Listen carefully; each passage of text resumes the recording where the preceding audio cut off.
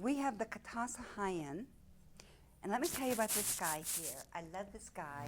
They're the cutest little beings. They're not very tall, and they're very thin, very lean. And the neat thing about these Katasa Hyans, I know he probably doesn't look like he's really friendly, but what's really cute is they're kind of like toddlers in the way they move and so forth. But when I had made these, I had some setting up in my bedroom, and literally a Katasa Hyan came through the portal. I have a portal in my bedroom, came through, and I'm working in the kitchen on the island, making some sculptures.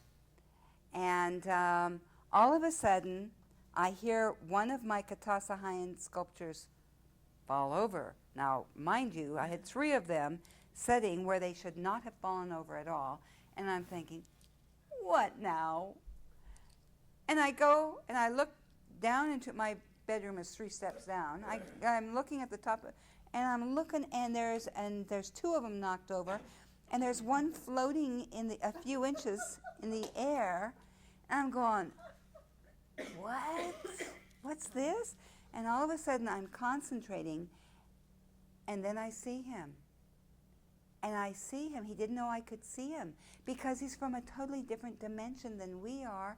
They didn't know I could see them. And as soon as he realized, it's like he could read my mind, and I'm going, oh my gosh, there's a Katasa Hyan right there. And I had not made their eyes right. But when I saw this Katasa Hyan, I realized what I needed to do. And he saw me, and he squatted down, and I won't squat down to show you right now. I'll try and be a lady. And so as he was squatted down, and he looks up, and he sees me, and all of a sudden he goes, big round O, and he drops it. And he goes through the portal. It goes right, it vanishes through the portal. Thank God my floor was carpeted because nothing broke.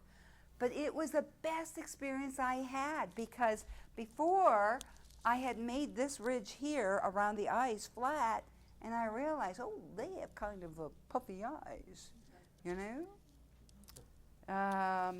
So that's, and they came to visit me on June 1st, their ship.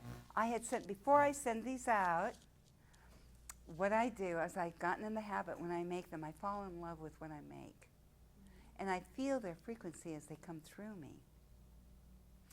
And before I send them out, I hold them and I kiss them and I do all kinds of silly things to them. And I tell them, now you make me proud now. You teach these people, whoever's going to be your owners, you teach them and make them love you. And let me tell you, some of them have a little temper too, because they, in fact, I'm going to tell you another story. I was at a meeting, and I was speaking at a meeting, and the guy that ran the meeting, Greg is his name, and it was out of the box meeting, and I had given Greg one of these to take home and experience for 3 weeks to see, because he said he had not really had contact, conscious contact with them, right? So I thought, well, I'll let him take one home and see what happens. And so at the meeting that I was at, and I was giving a talk to his group, he had left it on the table. So I figured, okay, he's done experiencing it. And I put it in a box along with a few others that didn't get sold that night in the box. And as I'm driving home, I hear this little voice going, I don't want to be back. And I'm going, my sculptures have never talked to me. Everybody. Yeah. And I'm driving. Yes? They're telling me that the people that buy them are not their owners. They are people that they are going to mentor. They do not own them. Yes. And also they don't like it when you grab them around the neck. I'm sorry. Hold them like they're saying hold them like an infant. Okay, I'm sorry. Okay, That's what I call it. so that was the message. Thank you. I'm so sorry. I bet you hate it when I put those stones in your third eye. Whoa, that really hurts. It just feels like But- you're strangling them. So Oh, I'm so sorry. Okay, but they are. They do talk because you're communicating with them. the third eye is fine. Yeah. Don't do that. Well, I'll tell you what. When I got home, I made him stay in the car. I was not going to try and sleep that night and have him going, I want to go back. So I called Greg the next day and said, Greg, would you take him back? I waited till I took him back before I told him he's a whiner. Okay. So, this one is the tall white Zeta. Oof, not around the neck. Sorry, I'm so sorry. Anyway, the tall white Zeta. And let me tell you, I love these Zetas, and I'll tell you why. I never had aura pictures taken until about 4 years ago.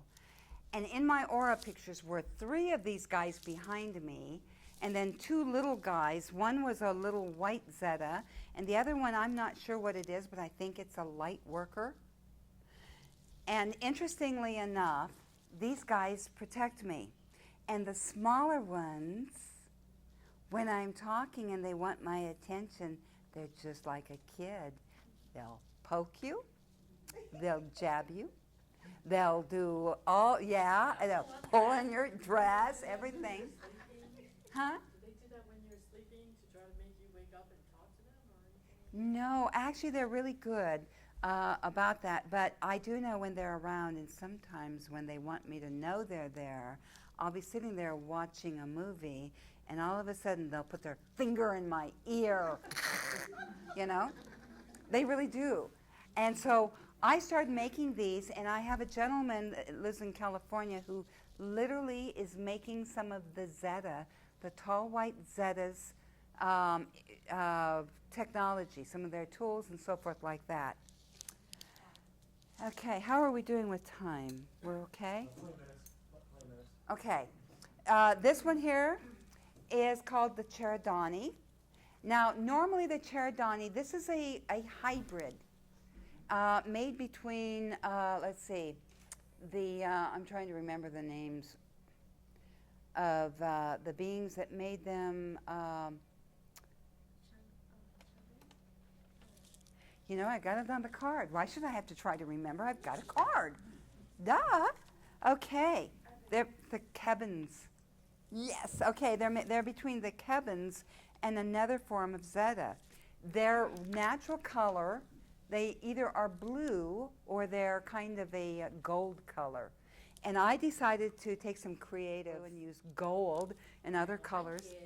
Thank you. I love it too. I decided to make him really colorful. So this is the first really colorful one that I did, and I love the way he turned out. Now, I will tell you, these guys are very active.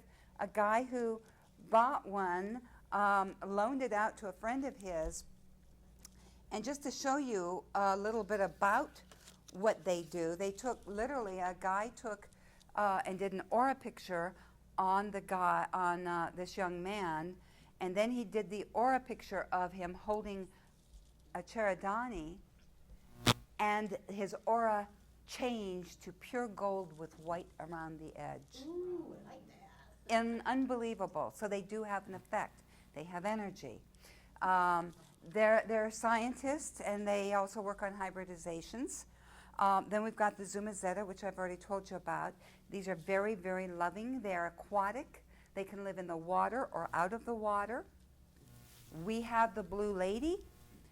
And this was coming to me for 3 months before I finally made her. I think it was like 3, 4 months. And finally one day, I wasn't really busy. I said, okay, I'll make you. And after I made it, she stopped coming to me. But I found out she carries the frequency of Isis and Mary, Mother Mary. And everyone that's experienced them have had teachings from them.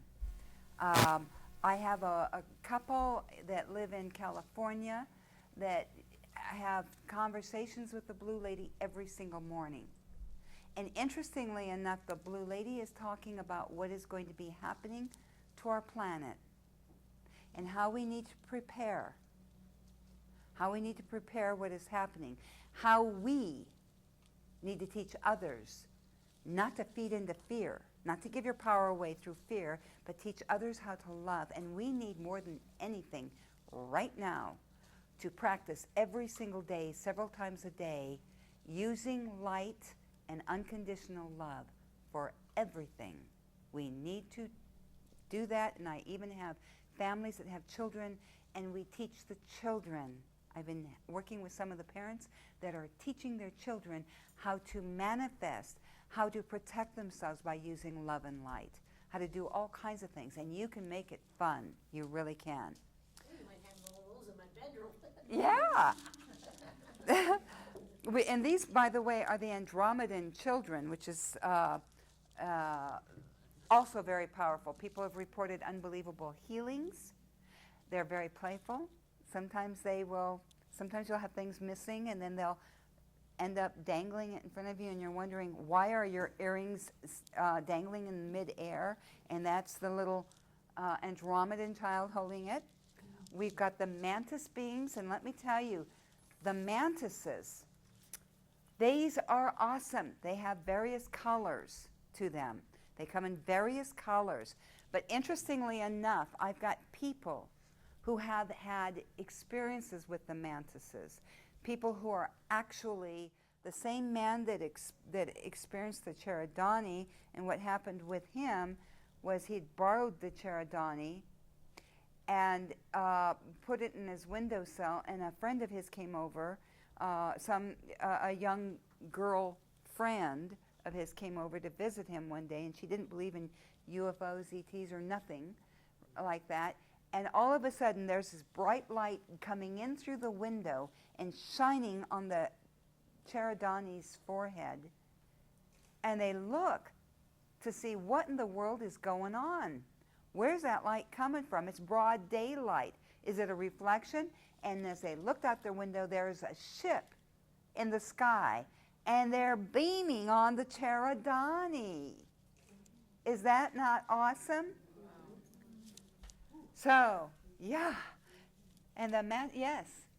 Has anyone who has any pieces ever said anything about how their pets respond? Yes, absolutely. Good question. Has anybody that have the sculptures ever had problems or had experiences with their pet's reaction? And yes, we've had people who have reported that when they brought their sculpture home, one of them was this woman told me her dog was barking like crazy at the sculpture, and so they just knelt down to show it to their puppy, to let him sniff it, and their dog bowed to it. Bowed to it. And it happened to be a Syrian warrior of light. And cats too. And cats. Cats love to nibble on their toes, so you do have to teach them not to nibble on toes. Not the sculpture toes. Because, I mean, I can replace the toes, Well, okay, if you really need them fixed, I'll fix them, and all that. But it's not really great. They don't like their toes chewed. Anyway, but these guys, I have another man that lives in South Carolina. He and his wife bought a big mantis sculpture, which I don't make that often anymore because they're very heavy. But I made a big mantis sculpture, and he also has a Arcturian blue, a blue Arcturian being, but the ones that stand rather than the plaque. And what happened is he started having a portal open up in his room over his bed. He's had ships and he's had beings come through it. The mantises come through. At first he couldn't get their attention. They'd come in the closet and they wouldn't come out until he and his wife were in bed, and they thought they were sleeping, and then big mantises come creeping out of the closet, right? And he finally says to me one day, he says, Cynthia, what are we going to do about, what am I going to do? I'm trying to talk to the mantises and they won't talk to me. What should I do? And I said to them, well, just give them all kinds of love. I said, mantises don't speak in English, so if you telepathically think